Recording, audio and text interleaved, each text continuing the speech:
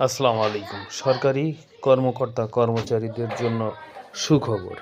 গণপ্রজাতন্ত্রী বাংলাদেশ সরকারের কর্মে নিয়োজিত জাতীয় বেতন স্কেল 2015 এর আওতাভুক্ত কর্মকর্তা কর্মচারীদের অনুকূলে মহার্ঘ ভাতা এর সংস্থানের বিষয়টি পূর্ণ আলোচনা পূর্বক সুপারিশ প্রদানের লক্ষ্যে নির্দেশক্রমে নিম্নরূপ কমিটি গঠন করা হয়েছে। মহার্ঘ ভাতা এর প্রযোজ্যতা ও প্রাপ্যতা বিষয়টি পর্যালোচনা করবেন এবং প্রয়োজনীয় সুপারিশ দাখিল করবেন এবং কমিটি প্রয়োজনে একাধিক কর্মকর্তাকে কোঅপারেট করতে পারবেন। তাই আবারও বলবো, সরকারি কর্মকর্তা কর্মচারীদের জন্য সুখবর নিয়ে আসছে অন্তর্বর্তীকালীন সরকার।